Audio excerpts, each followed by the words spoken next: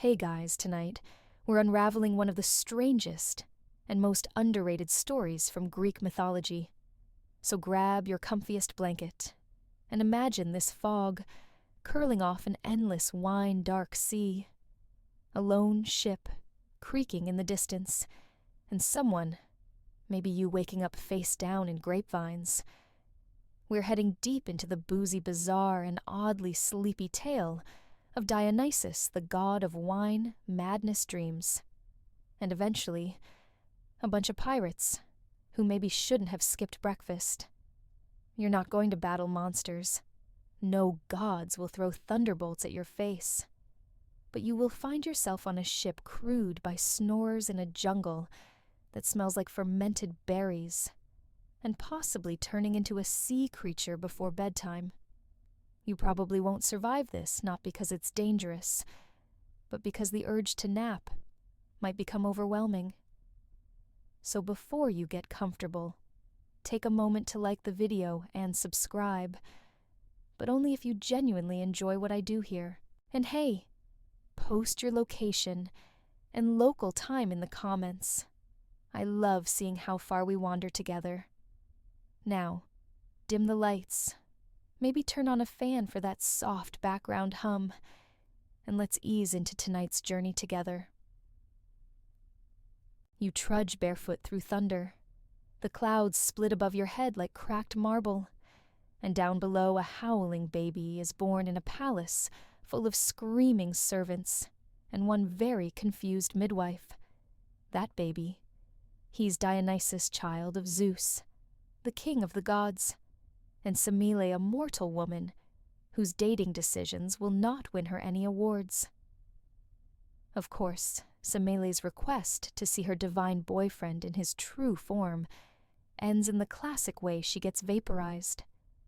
That's what happens when you demand to see a god's LinkedIn profile your atoms just give up. But Zeus, not wanting to waste good parenting, sews the unborn Dionysus into his thigh, like it's a kangaroo pouch full of destiny. You blink again. Suddenly, you're not in the palace anymore. You're in a cave in Mount Nisa, where a chorus of forest nymphs are trying poorly to burp a glowing toddler. That toddler is Dionysus, now born for the second time, and already trying to eat a cluster of grapes, like a bottle. Here's your first historical fact. Wine, as we know it, wasn't always the classy dinner party thing it is today. The earliest wines were chunky, gritty, and sometimes flavored with things like pine resin or seawater. Ancient Greeks drank it diluted and called it safe water, because most actual water could make your intestines start a rebellion. The nymphs raise Dionysus like a woodland prince. He laughs with fauns, he dances with dryads, and he learns early on that reality is optional when you're a god of madness. His best friend is probably a squirrel. Historians still argue whether Dionysus was always a Greek god or imported from somewhere farther east. His earliest origins might trace back to Thrace, Phrygia, or even India. That would explain the sandals with bells on them. As he grows, the grapevines grow with him. You can almost hear them creeping along the ground, like slow snakes, wrapping around trees, curling up into sunlight. Wherever he walks, they follow dripping juice and the occasional stunned frog. Wine becomes his gift and his curse. When Dionysus feels joy, entire hillsides ferment overnight. When he feels sorrow, those same vines twist like mourning hair and ruin harvests. But he doesn't stay hidden. One evening he climbs out of the forest with a lion's pelt over his shoulder and declares that the world is ready for him. You squint through a haze of twilight as he sets off not with an army, but with a caravan of dancers, flute players, drunk poets, and maybe a goat or two. You join them. They walk from village to village, and Dionysus teaches mortals how to make wine. He doesn't just hand them a bottle. He teaches them how to crush the grapes, Stir the must bury the amphorae underground. His voice is soft, but strange, like he's humming backwards. Every night ends with music, and every morning starts with people waking up under fig trees, with no memory of how they learned to moonwalk in togas. You try to leave once, but the vines grow faster than your footsteps, and the dream you're in stretches around your ankles like a hammock. You realize you don't want to leave. Not really. This isn't war. It's something gentler, something deeper.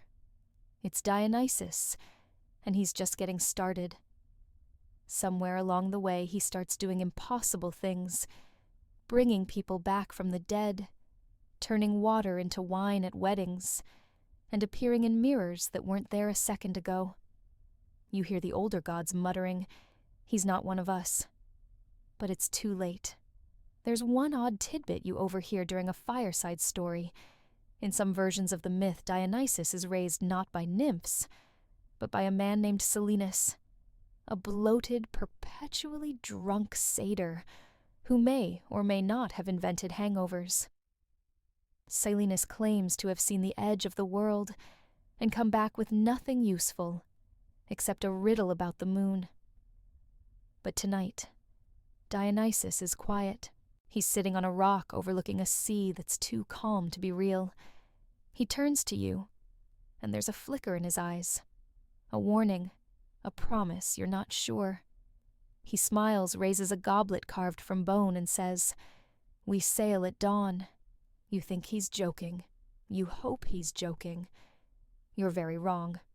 Dawn comes, and with it the kind of mist that makes every shape look suspicious. You're standing barefoot on a wooden dock that definitely didn't exist last night, watching Dionysus inspect a boat that looks far too festive for open sea. It's got golden trim garlands of ivy wrapped around the mast, and a large jug of wine already strapped to the prow, like it's going to steer the thing by sheer enthusiasm. You step aboard. The deck smells like cedar wood and spilled dreams. Around you, a crew of half-conscious revelers shuffle into place. Some wear robes, some wear fur. One guy's wearing only a grapevine belt, and the confidence of a much taller man.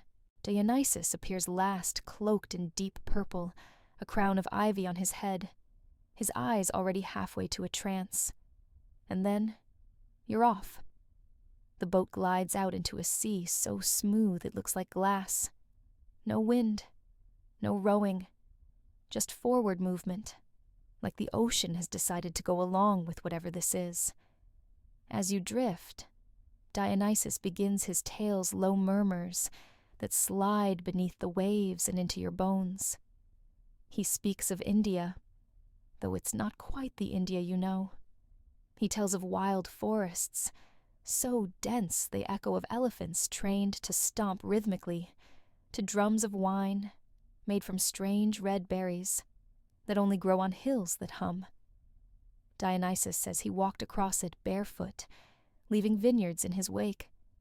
Historians still argue whether his Indian campaign ever existed, or whether it was just symbolic of wine spreading eastward with trade. But you can almost picture it rows of locals learning to stomp grapes, with a rhythm that turns into dancing, and later collapse. Laughter spills through the humid night, like warm syrup. Even the animals look tipsy. A donkey brays behind your ear. You turn. There's no donkey. Yet. Dionysus's world tour continues. He describes Libya, yes, that Libya as a place where wine fermented so fast in the heat, the jugs sometimes exploded. Locals wore sandals woven from dried reeds and drank their vintage through clay straws to avoid the floating things. His entourage had to bribe their way through a city ruled by women using not gold, but a cask of wine, so strong it made one general hug a tree for 4 hours. Here's your historical fact. Wine was critical to Greek culture, not just as a drink, but as a symbol of civilization. They had festivals in Dionysus's honor, the Dionysia, where plays were performed, debates were held, and philosophical ideas were aired often, while gently marinated in red wine. Dionysus wasn't just the god of drunkenness. He was the god of altered states of ecstasy creativity, and those moments when logic takes a nap and your subconscious grabs the mic. As the boat glides on, Dionysus lifts his cup. The sea reflects the moonlight, turning his face pale and dreamy. Do you know, he asks, that wine can tell time? You nod like that makes sense. He smiles. Fermentation is a clock that ticks and bubbles. Okay then. The night falls again without warning. On this boat, time doesn't work the way you remember. 1 minute, you're listening to a flute solo that sounds suspiciously like Billie Eilish. The next, the stars blink like disco balls, and someone's handing out honeyed figs on toothpicks made from fishbone. You find yourself sitting next to a satyr named Iulios, who claims to be part of Dionysus's original crew. He's got a laugh, like a deflating wineskin, and insists the best vintage he ever had was fermented in a boot. Very earthy, he says, hints of regret. He also mentions quite casually that Dionysus once turned an entire hillside into a vineyard by sneezing. That's your quirky tidbit for this section. Morning peels itself across the horizon. The sun looks lazy, or maybe you feel lazy. Dionysus stands at the prow, arms stretched, eyes closed, like he's listening to a song only he can hear. You squint into the mist and see shapes distant lands, perhaps. One looks like a lion curled into a bay. Another, like a sleeping woman carved into a cliff. But the third is definitely moving. You tap someone. They shrug. He says we're heading to the west edge of forgetting, whatever that means. The boat changes direction without warning. Suddenly Dionysus speaks again, quieter now. There is a place, he says, where pirates snore so loudly they shake coconuts loose from the trees. You laugh. No one else does. The wind shifts. Soon he adds almost to himself, they'll regret taking me aboard. And just like that, he vanishes in a burst of petals. No smoke. Just the scent of crushed violets and something vaguely cinnamon. Your boat continues. But now you're alone on the deck, and there's another ship on the horizon. A ship full of men who just made the worst business decision of their lives. The ship on the horizon gets bigger, faster than it should. One moment it's a speck behind a wave. The next, it's right beside you. Wooden hull, creaking sails puffed out like overconfident chests, and a crew of pirates that absolutely look like they skipped the part where you don't anger the gods. You blink. Dionysus is gone. Your crew is gone. The dream has shifted, and now you're on their deck, a stranger among strangers, ropes coiled around your wrists, like this is some kind of weird wine-themed hostage situation. The captain, tall and sunburned with a beard that could hide several bad ideas, strides toward you. So he says, squinting, "Where's the fancy lad in purple?" You realize, maybe too late, that you are now their one-man information center for all things Dionysus. Behind the captain, his crew lumbers around grumbling about their prize. Apparently, they saw Dionysus alone, barefoot, gently humming to himself, and thought, ah, yes, easy ransom. No way this backfires. Oh, but it will. Historians still argue whether this story is an allegory, a warning, or just the result of too much mead and not enough supervision. But you're living it now, and let's just say this boat is about to get weird. The pirates don't know who Dionysus is. Not really. They see a pretty boy with soft hands and dreamy eyes. Maybe a prince, one mutters. Or a bard. We can sell him. The captain nods. tie him to the mast. Gods, these nobles are getting easier. They don't notice the way the ropes don't quite hold, the way the air smells like wine-soaked earth, even though there's no vineyard in sight. They don't see the vines curling below deck, sneaking out from barrels that were empty 10 minutes ago. You do, because you're still tied up, and you're eye level with one of them, twisting green slow, like it's politely asking for permission before strangling a man's ankle. Suddenly the air gets warmer, no wind, just heat rising from the boards, like the ship is blushing. You look up. Dionysus is back.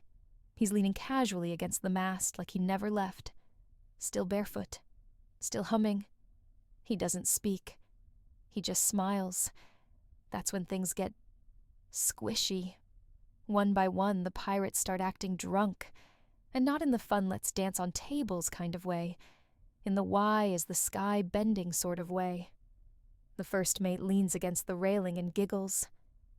The lookout up in the crow's nest starts singing a lullaby he swears his grandmother taught him, even though it's clearly just the chorus of Sweet Child O' Mine, with more clapping. Then the hallucinations begin. The sails flap even though there's no wind. The sea sloshes with the thick, lazy rhythm of syrup. You hear something slither, not fast, just persistent, like it knows it has time. A pirate shrieks. Everyone turns. The mast has grown leaves. They weren't there a second ago. And now a grape cluster dangles from the crow's nest. Here's your historical fact. Ancient Greeks believed gods could manifest as madness. Dionysus, more than any other, was known for this. His presence often arriving not with a bang, but with a slow, creeping unreality. He didn't smite. He unraveled. Soldiers threw down their weapons. Kings lost their names. Entire towns forgot why they were mad to begin with. The vines are everywhere now. You hear the creak of wood as roots push through the planks. One pirate slips and falls face first into a puddle of grape juice that wasn't there before. Another stands frozen, staring at the mast, which now appears to have sprouted a face.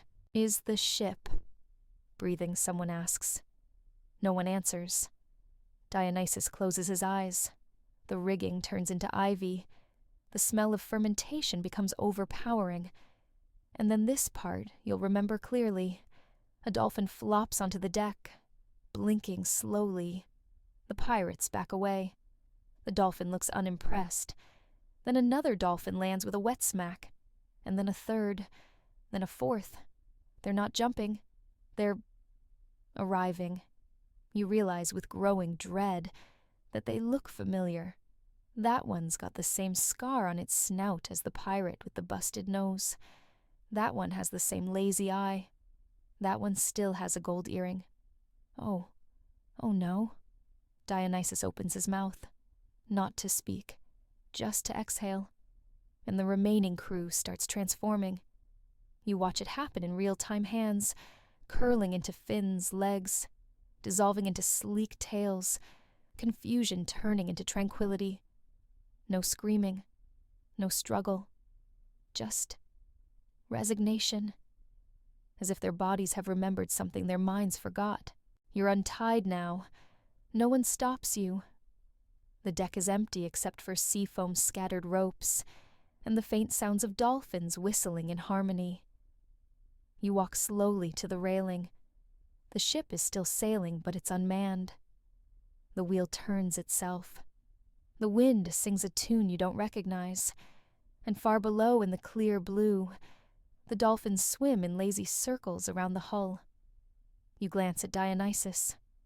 He's holding a cup of wine again. His gaze is soft, distant. He says nothing, just nods toward the horizon.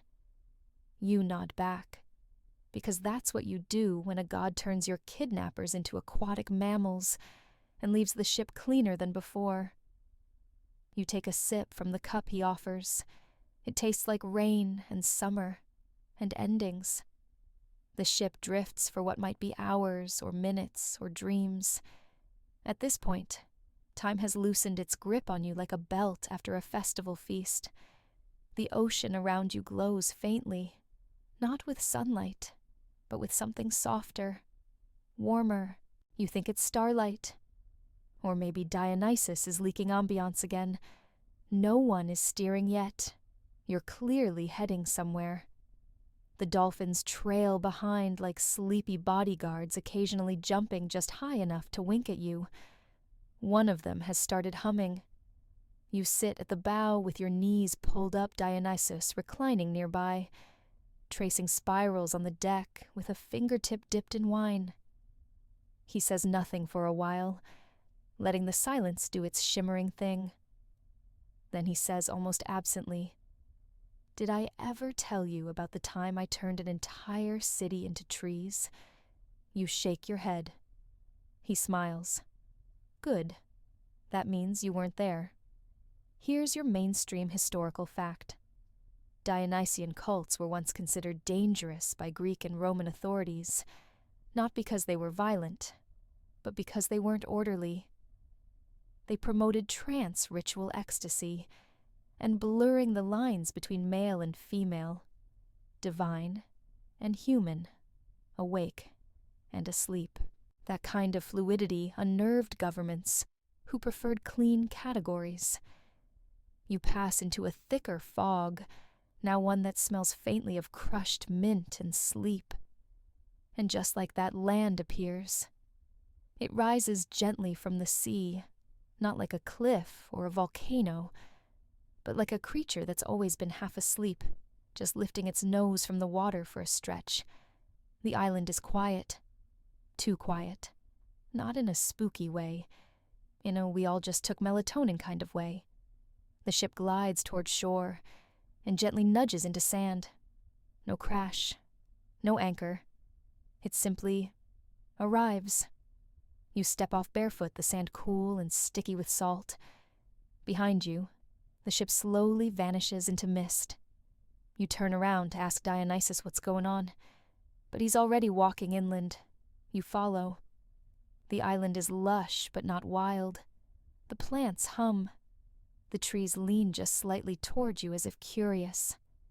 The grapevines grow in spirals, not rows wrapping around trunks like sleepy snakes. You pass a bush that exhales. You're not entirely sure if it's breathing or if you are. "Welcome," Dionysus says quietly, "to the Island of Snoring Pirates." You pause. "That's real." He nods. "Oh yes. Most pirates who crossed me end up here." You glance around. "But I thought you turned them into dolphins." "I did," he says with a shrug. "Eventually they get tired. Everyone does." He brushes aside a curtain of ivy and reveals a shallow cove tide, pools nestled in pockets of rock and sand, each one with a dolphin floating inside, and snoring, loudly. Deep, melodic snores, the kind that come from people with absolutely no plans for the day. Each dolphin has a faint shimmer. You realize they're dreaming. You don't ask what they're dreaming about. You probably wouldn't understand. One lets out a small trumpet of a snore that echoes off the cliffs. Dionysus giggles. You ask, "Is this their punishment?" He tilts his head. "Is it punishment to rest?" You don't answer. Instead, you lie back on a flat rock that feels just a little too comfortable, like someone embroidered it with intention. The sun here is lazy. The breeze doesn't so much blow as sigh. Even the seagulls make pillow-soft sounds, as if they've agreed to whisper. Here's your quirky tidbit. In some later Greek texts, Dionysus is associated with sleep and dreaming, especially in his Orphic interpretations. His duality, life and death madness and calm, made him a bridge between waking and dreaming. His followers often claimed visions came to them not in waking hallucinations, but in dreams so vivid they felt like alternate lives. And here you are, fully within that alternate life. Dionysus moves among the tide pools, occasionally tossing in what look like raisins or petals. The dolphins twitch, snort, then snuggle deeper into their watery hammocks. You ask him, "Do they ever wake up?" "Sometimes," he says, "but they always go back." Eventually, you stand up and walk deeper into the island. The landscape changes gradually. Less beach, more jungle, but not dense. Nothing here is difficult. The paths are pre-trodden. The vines never trip you, and the air tastes faintly of cinnamon and citrus. Up ahead, there's a clearing with hammocks strung between trees. No rope, just vines that seem happy to help. Dionysus flops into one without a sound. A panther-shaped shadow curls up next to him. You think it's breathing, but you're not sure if panthers snore. You lie in your own hammock, which you definitely didn't make, but it fits like it knows you. There are no insects, no sharp stones, no mosquitoes pretending they belong in paradise. Only you, the god of wine and dreamers, and an island full of pirates who discovered peace too late. Somewhere far off, a flute plays a note so soft it could be your heartbeat. You drift, but not into sleep. Not yet. Just into stillness. You wake, sort of. Maybe. It's hard to say, when the air itself feels like a lullaby, when your limbs are more suggestion than muscle, when time folds itself neatly into the crease of your hammock, like a polite napkin. The jungle around you sways gently, not with wind, but with rhythm. You notice it now, the pulse of the island, a soft, regular hum, not mechanical, not musical, organic, like the world itself is breathing, like the roots below your back are exhaling. Dionysus is no longer in his hammock, but you're not alarmed. Somehow you know he hasn't left. He's just become distributed. A vine curls gently around your wrist. It smells like ripe fruit and cedar wood. It retreats slowly as if embarrassed to be caught. You swing your legs over the side and step into moss that welcomes your feet like warm cake. The jungle opens for you. Trees bow ever so slightly. A cluster of grapes hangs from a branch, directly in your path, absurdly plump. You pluck one. It giggles. You freeze. Yep, it giggled. The grape in your hand whispers, "Don't eat the olives." Its voice is small and uncertain, like a child impersonating an oracle. Then it deflates gently in your palm, leaving behind nothing but the scent of lavender and mischief. You blink. This is fine. You continue walking. Your path leads you into what could be a village, if villages were made by lazy artists, with a thing for circular symmetry. Huts shaped like wine goblets curve out of the landscape. Doors are made of curtain vines. The air is thick with incense that smells like fig and nostalgia. And the residents, oh, the residents, they're mostly asleep. Some recline in hammocks. Some float face up in shallow pools. A few are stirring lentils in bubbling clay pots. But even their movements seem like they're sleep cooking. You make eye contact with one, a monk, maybe with grape leaves braided into his beard, and a robe stitched from something that glows faintly in the shade. He raises a hand in greeting, or maybe he's stretching, or scratching an itch that wandered off mid-gesture. "Welcome, Dreamwalker," he murmurs, barely audible. "You're here for the story?" "Yes." You nod instinctively, even though you didn't know there was a story. "There's always a story," he continues, but here the stories are mostly naps wearing costumes. He chuckles at his own joke, which might be a proverb, or just sleep deprivation in fancy clothing. Here's your historical fact. Dionysus wasn't just a god of wine and revelry. He was also associated with theater.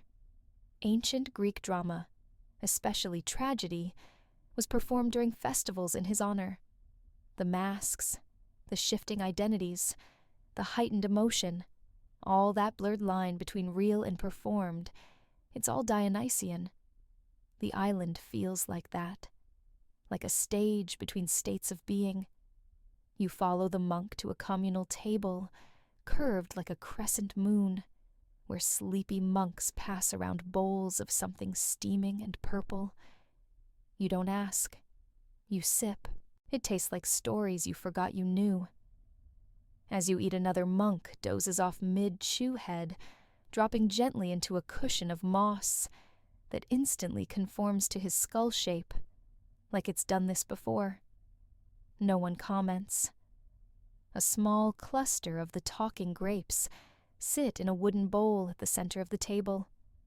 Occasionally, one says something cryptic. Beware the yawning fig. Don't trust mirrors that compliment you. Dream left today, but will return with pastries. You're pretty sure they're messing with you. One grape tells you the secret of immortality, but it's in dolphin squeaks. You wander off again belly warm with whatever that was, and find yourself beside a vine-covered wall. You place a hand on it. It vibrates faintly, not with danger, with sleep. The wall purrs. A nearby leaf unfolds, revealing a hammock made of woven shadows. You resist for now. Dionysus appears again. Or maybe he never left. He's seated on a stone shaped suspiciously like a reclined human form. His eyes are half-lidded. In his lap is a pan flute made of reeds that seem to grow a bit every time he sighs. Tell me, he murmurs, do you miss the noise? You think about it. Not just city noise. Thinking noise. The chatter of plans, comparisons, ambitions. The daily mental ping-pong tournament of modern life. You realize you don't. You don't miss it at all. He smiles. Good. Most don't. Not once the island hums them clean. Where is this place, you ask? He stretches out a hand, and the trees lean toward it like house cats. It's where forgetting gets to rest. Not be erased, just set down. Here's your quirky tidbit. Some ancient sources claim Dionysus descended into the underworld to retrieve his mother Semele, bringing her back to Olympus and giving her immortality. He is one of the few Greek gods to go down and return unscathed. A psychopomp in party shoes, which makes this island this drowsy limbo, a fitting creation. Not heaven, not hell. Just pause, a place between. You sit next to him in the moss, and he doesn't speak again. He doesn't need to. The breeze says enough. Somewhere in the distance a dolphin snores. There's a trail now gently lit by patches of golden lichen. You follow it, because what else are you going to do? Argue with a grape again. The path weaves through towering trees, shaped like decanters, their leaves rustling in time with your breath. At some point, you realize the jungle isn't just reacting to you. It's syncing with you. Your steps get quieter. Your heartbeat slows. The island is tuning you like an instrument until you match its sleep-drenched frequency. Somewhere behind you, the snoring pirates continue their dreams. Ahead, the ground shifts slightly. Softer now. The vines underfoot no longer just hum, they pulse. Your next footstep squelches slightly. Oh, you stop. The jungle floor has turned into a vineyard. Not a field, but a living one. Grapevines stretch from tree to tree, heavy with fruit. They glisten in the filtered sunlight, and each one droops a little toward you, as if begging to be plucked. But when one bursts open on its own, it spills not juice, but more vines. Tiny tendrils slither out like sleepy worms, wriggling into the soil with audible sighs.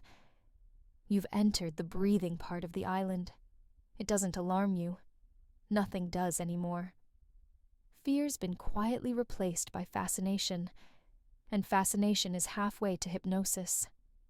You lean against a tree that feels suspiciously like memory foam. As you close your eyes, the vines around you seem to whisper, not in words, in suggestions. Sleep. Curl up. Sink in. Dionysus appears again this time, from within a hollow tree. He ducks out casually, like he was just grabbing something from storage. His hair is crowned with fig leaves now, and he's holding a goblet shaped like a spiral shell. He gestures for you to sit. You do, sinking into moss, so plush it ought to charge rent. People think the vine is just a plant, he says, but it's also an idea. You raise an eyebrow. He smiles. Chaos carefully managed. Fermentation. Rot that becomes something desirable. That's the vine's magic. You nod because it makes sense now. Even the pirates' thieves who tried to control what they didn't understand have been mellowed, turned into harmless dreamers. Not destroyed. Just recontextualized. Here's your historical fact. In many ancient cultures, fermentation was seen as alchemy. The transformation of grape to wine, grain to beer, was considered sacred. A mystery. The Eleusinian Mysteries. The most famous religious rites of ancient Greece may have involved ritual use of mind-altering substances, fermented barley drinks, Sirigot-infused potions. Sleep and vision walked hand in hand. The jungle begins to shift again, this time upward. Vines reach high, wrapping around each other until they form a tower of sorts. Part tree, part staircase, part dream logic. Dionysus waves a hand, and the whole thing leans just slightly forward, inviting you to climb. You hesitate. He whispers, "At the top you'll find the lull." That's enough. You begin the ascent. The vine staircase is stable but springy, and as you climb, you notice tiny windows along the trunk. In each a scene, a woman laughing in a field of lavender, a child chasing a goat with bells on its horns, a satyr napping on a windowsill drooling into a scroll labeled, "Don't wake me, please." You climb higher. A soft breeze tugs your hair. At the top, a platform opens like a flower, revealing a round glade surrounded by curling ferns. In the center, a pool of wine, not liquid, still, perfectly still. It reflects the sky, only it's a sky you haven't seen before. One filled with constellations shaped like cats, stretching and books being closed. You lie beside the pool. Dionysus joins you, reclining on nothing at all. Just air and confidence. "This is where the pirates turned," he says almost wistfully. "They were panicking, tied me up, threatened to sell me. But one by one, the vines found their rhythm. They fell asleep standing. You imagine its sails drooping into grape leaves, the mast blooming like a flower, pirates slumping mid-threat and snoring into their rum bottles.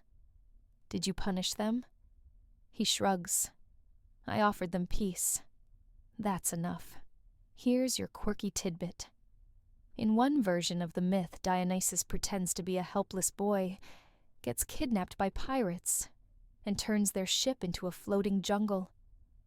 They leap overboard in terror, and he turns them into dolphins to save them from drowning. The weirdest part. He smiles through the whole thing. You sit up and dip a finger into the wine pool. It ripples outward, and your thoughts ripple with it. You see images, not memories, not quite. Feelings. Mornings where the alarm didn't matter. Rain tapping windows. A moment of laughter that surprised you with its simplicity. The first time you truly relaxed after months of noise. The pool stills again. You exhale. Dionysus offers his shell cup. You sip. It tastes like blackberries and breath. You're starting to hear the island, he says. Hear what? The pause, he says, tapping his temple. The silence between your thoughts. You listen. And there it is.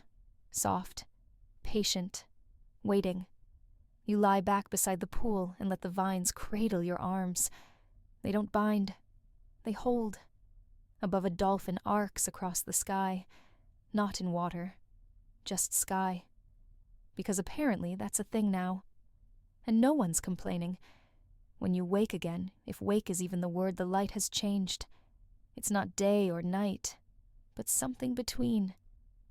The sky has turned the color of steeped tea, and everything around you is a little quieter, a little blurrier, like your dreams forgot to exit when you did. The wine pool beside you is gone, or perhaps it was never there.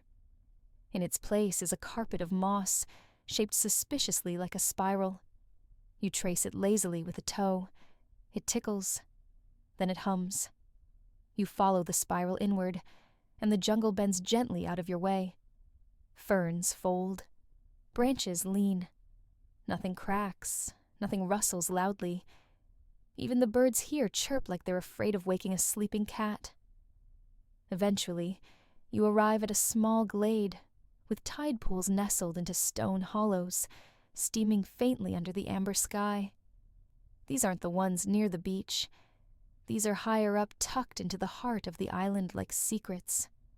And floating in them, curled, snout up, gently bobbing, are the snoring pirates. Dolphins still, but somehow more human now. You recognize them even without faces. One still wears a soggy bandana. Another clutches a carved wooden dice in their flipper. They drift like jellyfish caught mid-nap. You sit on a warm boulder and watch. There's something strangely moving about it. These men who chased gold and violence now breathing in sync with a cove. One lets out a soft nasal honk that echoes across the rocks. Another rolls onto their side and sends a mini wave splashing. They dream better now, a voice says behind you. It's Dionysus again, perched like a cat on a flat slab of stone, sipping from a clay cup shaped like a lion's head. His eyes half-lidded his hair, tousled like he just woke up from a century-long nap. They resisted it. At first, he continues, kicking and shouting. Swords, spit, the usual. He sips again. But no one fights sleep forever. Here's your historical fact. In some ancient traditions, dolphins were believed to be reincarnated humans, especially sailors. Greek myths are peppered with tales of men who died at sea and returned as dolphins, guardians of shipwrecks and messengers of gods. It makes sense now, doesn't it? You ask, are they happy? Dionysus shrugs, smiling. Happiness isn't the point. Rest is. He walks between the tide pools, dipping a finger in here and there. Each time a soft note rings out, like a tuning fork underwater. The dolphins twitch, murmur in sleep, then settle deeper. He stops beside one particularly round dolphin, gently bobbing against a rock. This one kept trying to take charge, he says. Wouldn't let anyone rest. Always giving orders, even when dreaming. He leans down and whispers something in the dolphin's ear hole. It sighs. The vines nearby grow an inch. You lie back again, the stone warm beneath you, and stare up at the island's canopy above. You notice something strange now. The vines in the trees. They're watching, not like eyes, more like awareness. Whenever you look away, they inch slightly forward, not menacing, just curious. You close your eyes and hear them shuffle. Open them. Freeze frame, like green paparazzi. You laugh. They rustle, pleased. Here's your quirky tidbit. Some ancient Dionysian cults believed plants had awareness, not just movement, but memory. Trees that remembered old songs. Vines that reacted to names. There were stories of followers singing into grapevines before harvest, believing it sweetened the wine. Dionysus sits beside you now. He smells like fermented honey and cedar bark. His presence makes your eyelids heavy. Why pirates, you ask? He shrugs again. They were greedy, loud, lost, and oddly, poetic. They stole what they didn't understand, he says, and in doing so became part of the story. You think about that. Maybe it's not about punishment or revenge. Maybe it's about absorption. You lie in silence for a while. The snoring dolphins harmonize now and then like a drunken sea choir. A few clouds drift by above one shaped like a goblet, another like a lounging goat. You yawn. A vine offers you a pillow. You decline politely. It loops away sulking playfully. Somewhere across the glade, a monk hums a tune you recognize, but can't name. It's the kind of melody that feels like it's always been playing in the background of your life, just low enough to forget until now. Dionysus stretches. We'll move again soon, he says. Where to? He grins. Further in. You think he means the jungle, but part of you knows he means the dream. He stands and begins walking again, the plants blooming gently under each footstep. You rise to follow, and the dolphins snore behind you, like lullabies made of ocean. You follow Dionysus down a slope so gradual, it feels like leaning, not walking. The air grows warmer, sweeter, like someone's been brewing tea in a distant meadow, and forgot to invite you. Light filters through the trees in thick beams, as if it's slowed down too. You try to remember what day it is. You fail. The island doesn't do days. The jungle shifts again, not in shape, but in sensation. The trees begin to shimmer, not with magic, not exactly, but with presence. You get the distinct feeling they know you're here, that they've always known. A breeze stirs the branches and the vines above ripple like fish scales. And then it purrs. You freeze. The jungle, you realize, is humming. But not just in sound, in emotion. A vibration that isn't quite musical, but deeply felt like standing in front of a subwoofer at a concert. Only instead of bass, it's pure comfort. The kind that curls around your neck and says, shh, no more emails. Welcome, Dionysus murmurs behind you to the vineyard that breathes. You look around. The grapevines here don't grow on anything. They are everything. Branches form archways. Roots ripple beneath moss like lazy waves. The vines climb and loop and spiral, forming natural hammocks and cradles. The grapes themselves glow faintly like nightlights for forest children. You reach out and touch one. It pulses beneath your fingers. It's breathing, not metaphorically. Actually, inhale, exhale, slow, deep, patient. You don't recoil. You exhale with it, and for a moment you sync up your lungs following the tempo of the vine. It feels oddly right. Here's your historical fact. Ancient Greek vineyards weren't rows of trellised vines, like you see in Napa.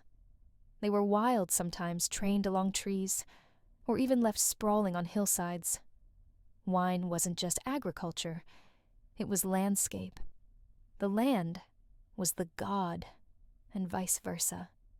As you wander deeper into the breathing vineyard, the ground beneath your feet grows plush, like walking across a comforter stuffed with dandelions. Dionysus walks beside you now, arms crossed behind his back, expression unreadable. Every so often he pauses to whisper something to a grape cluster. They twitch in response. I made this place for them, he says softly. Not just the pirates. All of them. The ones who danced too hard. The ones who forgot themselves. The ones who couldn't find the silence. You tilt your head. This is a sanctuary of sorts. He gestures to the vines. Dreams need somewhere to digest. That line sticks in your brain, like a stone in honey. Here's your quirky tidbit. There's a lesser-known myth that says Dionysus once taught vines to grow on clouds so that dreams could ferment into rain. It's nonsense, of course. But standing here with mist, curling between breathing branches and fruit, whispering to itself, you can almost believe it. You duck beneath an arch of ivy and find yourself in a circular clearing. At the center, a massive vine structure curls upward like a tornado frozen in time. From it hang bunches of grapes so large they sag toward the ground, each the size of a small melon. They throb gently. They're heavy with sleep, Dionysus murmurs. Each one is a nap someone never finished. You blink. I save them, he adds. For days when the world forgets how to rest, you sit cross-legged beneath the vine spiral. The soil is soft, damp, friendly. Above one of the largest grape clusters trembles slightly, then bursts not with juice, but with laughter. Actual, tinkling laughter. It echoes through the clearing like a child's giggle behind a curtain. Dionysus chuckles. That one's new. You lie back and watch the vines shift overhead, forming slow mandalas that swirl and dissolve. A vine lowers toward your face and gently brushes your hair. It's not invasive. It's affectionate, parental. You realize you're being tucked in by a plant. No one's ever really gone here, Dionysus says, as if reading your thoughts. They just unspool. You ask, and what happens when the dream ends? He shrugs. It rarely does. But if it must, it does so gently. You stay there in that soft circle of stillness for what might be an hour or a week. Hard to say. Eventually the vines part behind you with a lazy sigh. Dionysus rises. Time to meet the neighbors. You glance around. There are people here. He grins. Well, sort of. And with that, he strolls through the opening vines, curling away respectfully. You follow. But not before one grape whispers something indecipherable directly into your ear. Something that feels like a memory of a dream you haven't had yet. It's oddly reassuring. And then it pops, and you walk on. The path beyond the breathing vineyard narrows into a corridor of drooping leaves and vine-latticed walls. Overhead, bunches of grapes dangle at ear level, and a few of them whisper as you pass. It's not threatening. It's more like walking through a gossiping crowd of sleepy toddlers. Some mutter riddles. Others hum lullabies. One quietly recites the menu of a long-forgotten tavern in Syracuse goat stew. Chickpea mash pickled lemon rinds. Sleep soup. Sleep soup. You don't ask. You step into a clearing ringed with low stone walls and fat, mossy cushions arranged like a very lazy amphitheater. At the center is a table, or rather a stump, with ideas of grandeur piled with baskets of fruit jugs of strange-colored liquid, and a small pyramid of talking grapes, trying their best to stay stacked. And then you see them, the locals. They aren't ghosts. They're not quite monks. You wouldn't call them people, but you also wouldn't call them anything else. They resemble humans carved out of bread dough and sun-dried figs. Their eyes are half-lidded, their movements slow enough to make sloths look jittery. A few of them wave at you with the enthusiasm of someone remembering how arms work. They welcome you with murmurs and soft shoulder squeezes. One gently drapes a shawl made of ivy around your shoulders. It's warm, but smells suspiciously like nutmeg and fog. Welcome, one says. You're early, or very late, another offers helpfully. Time is a pond. A third mutters, then falls asleep mid-sentence. They don't ask where you're from, or why you're here. They simply accept. It's disarming. Like walking into a party, where everyone already knows you'll be the last to leave, and they're fine with that. One of them hands you a grape, carved with tiny symbols. You turn it over and realize it's warm, alive, breathing in your palm.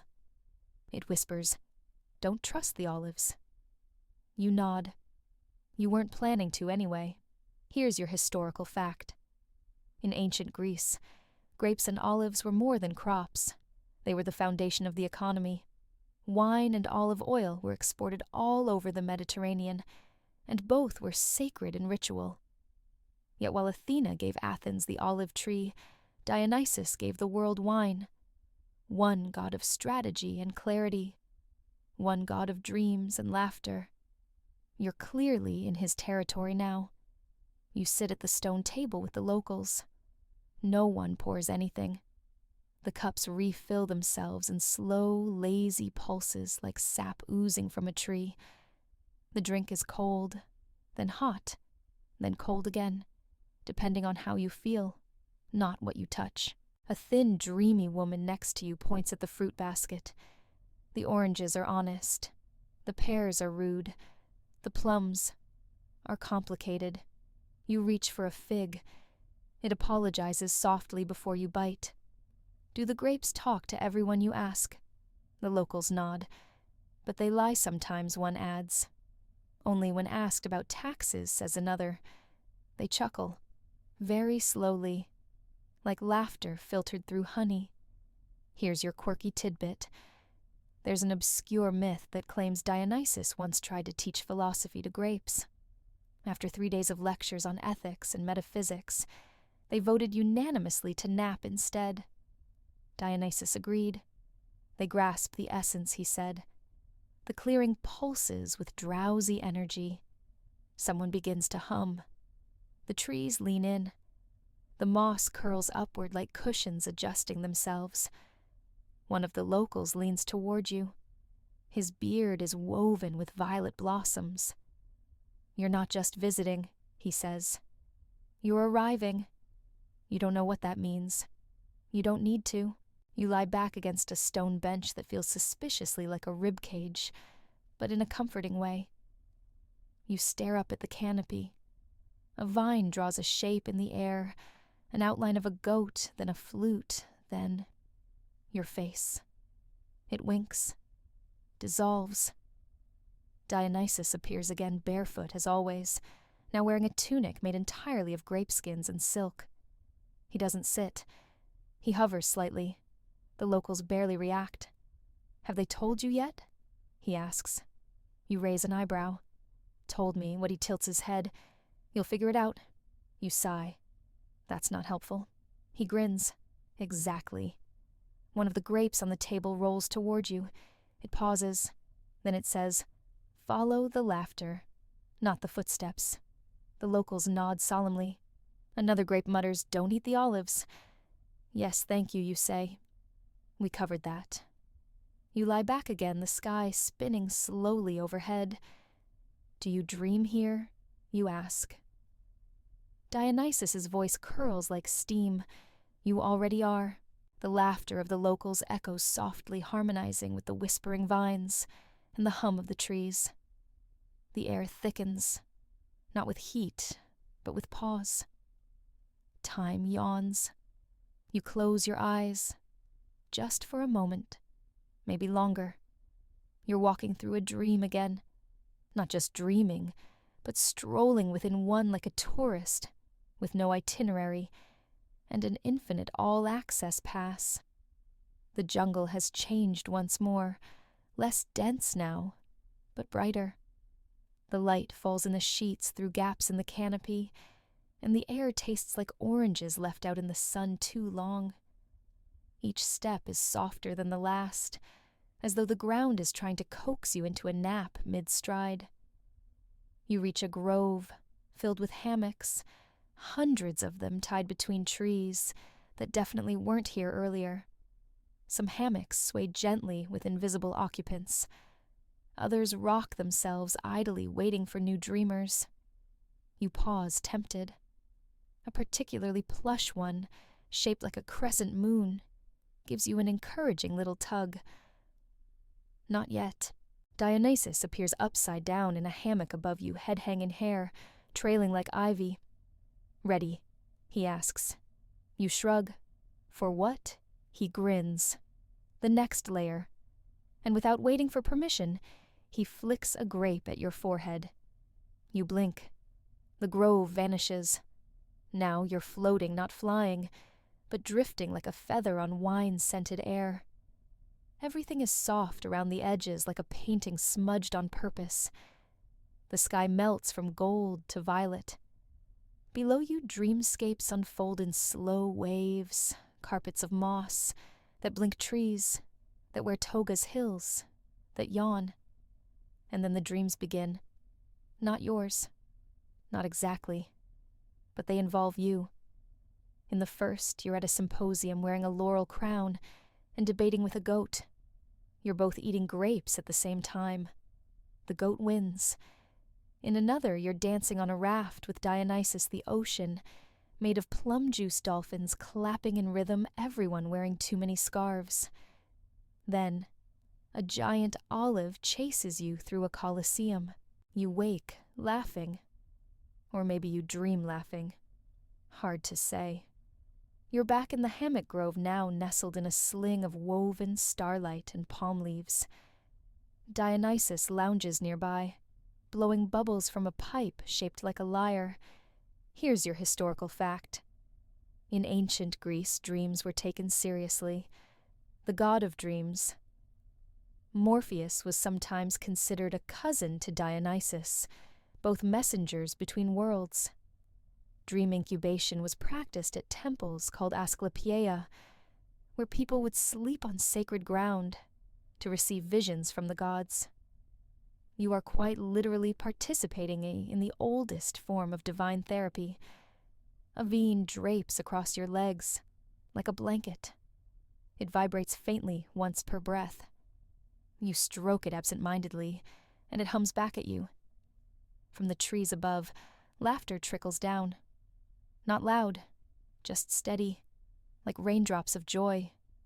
You look up and see him, the goat. Sunglasses, Hawaiian shirt, martini glass. You blink. He winks. The hammock rocks you back into your dreams. This time you're on a stage. There's no audience, just vines clapping. You're performing a monologue you don't remember writing, and every line ends with the word nap. You are a hit. The trees throw flowers. One grape offers you a book deal. You bow trip and fall into another dream. Now you're on a picnic blanket with Dionysus and a dolphin. The dolphin insists it once led a mutiny, and Dionysus snorts rosé through his nose. Why do you let them snore forever, you ask? He raises a finger.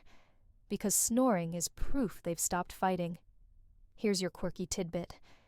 In some ancient depictions, Dionysus is surrounded by not just humans and satyrs, but animals.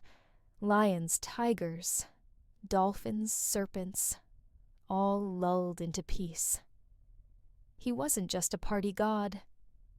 He was a tameless tamer. His power didn't come from domination. It came from disarming everything, even fear. The dreams keep coming. In one, you're in a library where every book whispers your name in a different accent. In another, you row a boat made of toast across a sea of grape jelly, arguing about ethics with a crab. Eventually, they begin to blend dreams within dreams layered like soft cake. At some point, Dionysus leans in close and whispers, "Don't get too attached to being awake." You reply, "I'm not sure I ever really was." He grins. Exactly. The grove of hammocks rocks in unison, not by wind but by collective rhythm. You're part of something now, a larger breath, a group nap, orchestrated by a god who once tricked a king into dancing himself into oblivion. The goat hops into the hammock next to you and offers a peace fig. You take it. You bite. It tastes like childhood memories and freshly changed bed sheets. The stars blink twice, and you sleep again. but only a little. Just enough. The gentle rocking of the hammock carries you somewhere else, not quite asleep, not quite awake, a liminal space where the edges of reality soften and blend like wet paint. The island breathes around you a living lullaby, and you feel it pulsing beneath your skin, syncing with your heartbeat. Ahead, a path curls upward through the vines, twisting like a spiral staircase, made from green smoke and sunlight. You climb each step lighter than the last, until the world stretches wide beneath you. The island sprawls out in a mosaic of soft shadows, and glimmering leaves a dreamscape painted in shades of grape and gold. Then, as if summoned by the rhythm of your breath, Dionysus appears not walking but floating. His chariot is pulled by sleek black panthers, their eyes gleaming with quiet mischief. The beast treads silently over the leaves, leaving no trace. Dionysus wears a crown, woven from wildflowers, and Grape leaves his smile serene and knowing. He extends a hand, inviting you to join him. You take it, and suddenly the ground falls away, replaced by a dance floor of clouds, tinted purple by twilight. Around you, figures swirl, satyrs, nymphs, dolphins, and shadows shaped like laughter. The air thrums with music that isn't heard, but felt deep in your bones. It's a celebration without noise, a party held in the spaces between moments. Here's your historical fact. Dionysian festivals especially, the Dionysia, were major cultural events in ancient Greece. They featured processions, theatrical performances, and communal revelry. The gods' followers believed that through dance, music, and wine, they could transcend the ordinary and touch the divine, a spiritual release from the constraints of daily life. You spin with Dionysus, the world folding around you in ribbons of color and scent. The sky overhead swirls into a kaleidoscope, stars blinking like lanterns. You feel weightless, joyful, untethered, yet beneath the celebration, there's a hush, a quiet reminder of the island's true nature. The dance slows, the music softens. You notice the shadows at the edge of the revelry figures who watch, but do not join guardians of dreams and memory. Dionysus leans close, his voice a whisper. This is where time bends, where stories are born and forgotten. The island holds them all. You glance at the panthers, their eyes reflecting ancient secrets. They don't roar. They simply watch. Here's your quirky tidbit. In some myths, Dionysus is described as a god who moves between worlds, the living and the dead, the sane and the mad. His chariot, pulled by exotic beasts, symbolizes his power to carry souls through transformation. The panthers aren't just wild cats. They're psychopomps in disguise, guides through the mystery of life and death. The dance resumes slow and hypnotic. You move with it, feeling your thoughts dissolve into the rhythm.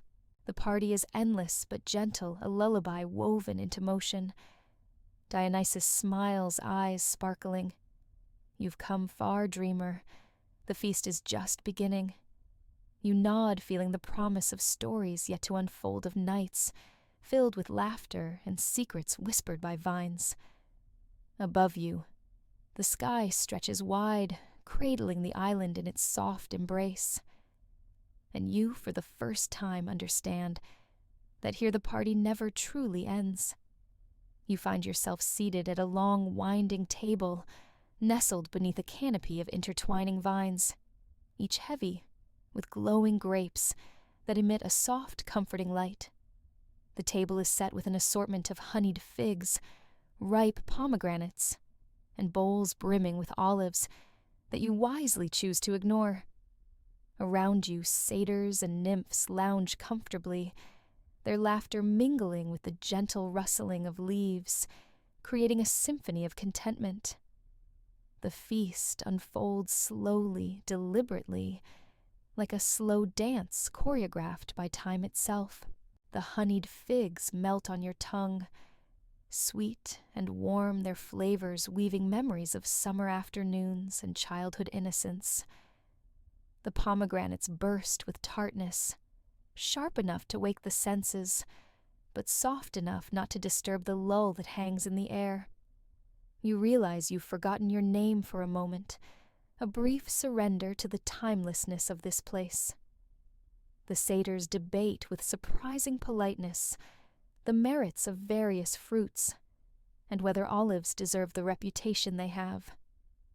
One claims olives are the misunderstood rebels of the table, while another argues they are too salty for their own good.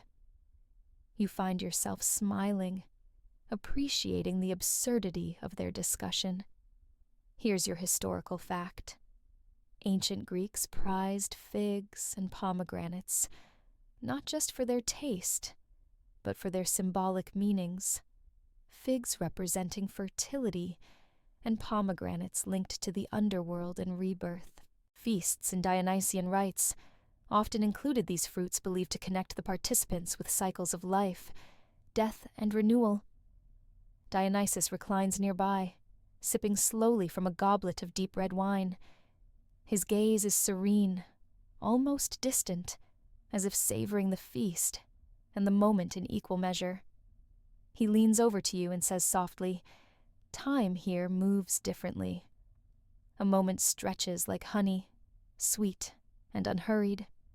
You nod, feeling the weight of his words settle in your chest. The feast isn't just nourishment, it's a slow unraveling, a gentle fading of the edges of reality. A satyr nearby offers you a plate with something wrapped in grape leaves. You unwrap it to find a soft, fragrant cheese that melts instantly. The flavors are complex with hints of herbs and a subtle earthiness that grounds you. Here's your quirky tidbit. In some Dionysian celebrations, cheese was thought to be a gift from the gods, a product of the earth and the animal's labor, symbolizing transformation and abundance. Some festivals included rituals involving cheese offerings to honor the cycle of nature. As the feast continues, you find yourself drifting into conversations that blend poetry, laughter, and quiet reflection. The satyrs tell stories of ancient vineyards, lost loves, and wild nights under the stars. The nymphs share secrets of the forest and the language of the wind. You realize the feast is a microcosm of the island itself, a place where time, memory, and sensation blend into a tapestry of gentle revelry.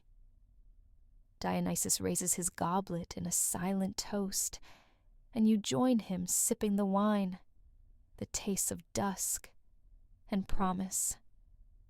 The party lulls you deeper into the island's embrace, where every bite, every sip, every breath is a step further into the dream. The feast gently fades, replaced by a quiet moment beside a shimmering pool nestled within the heart of the island. The water is neither still nor rushing. It moves with a slow, deliberate rhythm, as if breathing in tandem with the vines that frame it. Above, the sky shifts softly from twilight to night stars blinking into existence like scattered diamonds. You find yourself seated beside the pool, watching its surface ripple with tiny waves, each wave carrying whispers you can almost understand. Nearby, a creature emerges from the water, a dolphin with eyes deep, and knowing a creature that seems both playful and profoundly wise. You recall the ancient myths, dolphins as guides, guardians, and sometimes reincarnated souls. This one does not speak in words, but in melodies that echo inside your mind, soft and lilting like sea shanties sung at dawn. The dolphin swims close, nudging you gently with its snout. It offers no answers, only companionship and a feeling of calm that settles into your bones. Here's your historical fact. In Greek mythology, dolphins were sacred to both Apollo and Dionysus. They were symbols of guidance and transformation, often depicted as rescuers of sailors and messengers between worlds. The dolphin's presence here is a reminder of the fluid boundaries between reality and dream. You watch as the dolphin performs a slow, graceful dance arcs of water, sparkling in the starlight. The movement is hypnotic, a silent language of the sea. Dionysus appears beside you, his gaze reflecting the pool's shimmer. The dolphin oracle, he whispers, knows many things, but rarely the answers you expect. You ask, "What does it say?" He smiles mysteriously. It says, "Go with the flow." Literally. You chuckle softly. The advice is simple, almost annoyingly so. Yet, in this place it feels profound. The pool's surface shifts, and you glimpse fleeting images, visions of distant shores, forgotten songs and moments where laughter spilled like wine from a broken cup. You feel yourself relax, surrendering to the gentle flow of the island's rhythm. The dolphin's song becomes a lullaby weaving through the night air and wrapping around you like a soft blanket. Here's your quirky tidbit. Some ancient Dionysian rituals included the use of water and aquatic symbols, reflecting the god's connection to transformation and the unknown. Water was seen as a portal between worlds, and dolphins, as liminal creatures, embodied that mystery. As the night deepens, the stars trace patterns overhead, stories written in light and shadow. You close your eyes, feeling the island's pulse, slow your thoughts dissolving into the sea's endless song. The dolphin slips back beneath the surface, leaving only ripples and a whisper of salt on the air. You sit in stillness, carried gently by the tide of dreams, knowing that the journey is far from over. The dawn arrives softly, like a whispered secret carried on a cool breeze.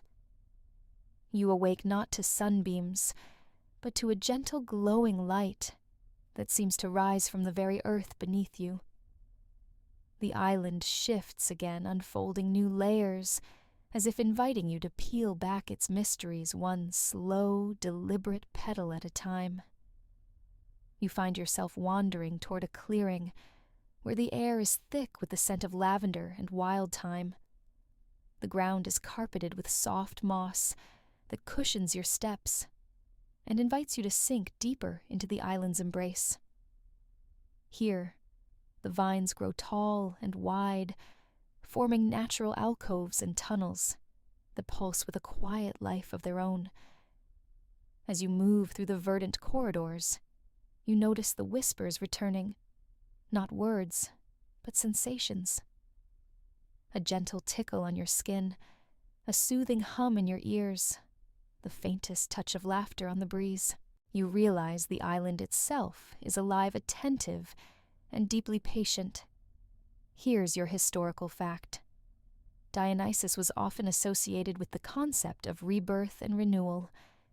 His myths frequently involved death and resurrection, reflecting the cycles of nature and the human spirit. The island's ever-changing landscape mirrors these themes, embodying the eternal dance between loss and renewal. You come upon a gathering of figures seated around a fire that burns without flame, its warmth palpable, but its light soft and diffuse. The figures are shadowy and indistinct, their forms shifting like smoke caught in a gentle wind. They speak in voices that rise and fall, like the tides sharing stories that ripple through the night. One figure leans toward you, eyes gleaming like polished obsidian. You have traveled far, it says, but the journey is not yet complete. You nod, feeling the weight of unspoken truths pressing gently against your heart. The fire's warmth seeps into your bones, stirring memories and dreams alike. Here's your quirky tidbit. Some ancient Dionysian rites included nocturnal gatherings where initiates would partake in storytelling and ritual dance, seeking connection with the divine and the mysteries of existence. These rites blurred the lines between waking and dreaming life and death. Dionysus appears beside the fire, his form shimmering with an otherworldly glow. He smiles a slow, knowing smile that speaks of secrets shared and promises kept. This is the place where laughter becomes legend, he murmurs, where dreams take root and grow. You feel yourself being drawn into the circle, embraced by the warmth and the stories that weave through the night like threads of golden silk. The island's pulse quickens, matching the rhythm of your own heartbeat. As the fire's glow fades into the soft light of dawn, you realize that you have become part of the island's eternal story, a dreamer woven into the fabric of Dionysus's endless dance. The air here feels heavier, yet lighter, an odd paradox that matches the very nature of Dionysus himself. You wander toward a hillside, crowned with wild grapevines and wildflowers, their colors muted, as if seen through a veil of sleep. The earth beneath your feet hums softly, a lullaby in every grain of soil. At the crest of the hill, you find a stone bench carved with symbols that seem to shift when you look away. You sit feeling the smooth surface warm beneath you and gaze out over the island, this place that has become both sanctuary and enigma. Here's your historical fact. Dionysus was unique among the Greek gods for his association with both life and death. His myths often portray him as a god who dies and is reborn, symbolizing the endless cycle of nature and the human spirit. This island, with its sleeping pirates and breathing vines, reflects that eternal rhythm. You close your eyes, and the island's breath syncs with yours. Vines gently wrap around your shoulders, not to bind, but to comfort. The whispers of grapes fill your ears, soft, soothing voices promising rest and renewal. You remember the pirates, their transformation from restless thieves to peaceful dreamers, their snoring a testament to surrender. They taught you that even the loudest among us can find silence. Your thoughts drift, like fallen leaves carried on the island's slow, steady current. You realize that sleep here is not escape, but arrival, a gentle unfolding into something beyond the waking world. Here's your quirky tidbit. In some Orphic traditions, Dionysus is the god who guides souls through the afterlife, leading them gently to their next journey. The island, then, is not just a place of rest, but a passage, a liminal space, where dreams and reality entwine. You breathe deeply, the scent of ripe grapes and cedarwood filling your lungs. The sky above shifts into twilight stars, beginning to twinkle in time with the island's pulse. And then you feel it, a soft tug, like a whisper from the earth itself, inviting you to become part of this eternal lullaby. You lie back on the soft moss vines, cradling you like a mother's arms. The island hums beneath you a song, without words, but full of meaning. As your eyelids flutter closed, you hear Dionysus's voice one last time, a gentle murmur carried on the breeze. Sleep now, dreamer. The vine will hold you. The stars twinkle softly, the night deepens, and the island sings you to rest. Now, as you settle into this final calm, imagine the gentle rocking of the island beneath you, the slow, rhythmic pulse of the vines breathing with you, and the faint distant laughter of dolphins playing just beyond the shore. The warmth of the sun has softened into the cool embrace of twilight, and all the stories you've heard tonight, fold into a soft, soothing blanket. Breathe in slowly. Feel the world around you dissolve into the hum of quiet peace. Let every muscle unwind, every thought drift away like leaves on a gentle stream. There is nowhere to go, nothing to do, and no one waiting but the tender arms of rest. The pirates are still dreaming. The vines continue their silent song. And you, yes, you are exactly where you need to be. Let the island cradle you its lullaby, carrying you deeper, softer into sleep. And when you wake, perhaps you'll carry a bit of this dream with you, a whisper of peace, a taste of calm, and the quiet joy of knowing you were once cradled by Dionysus himself. Good night. Sweet dreams.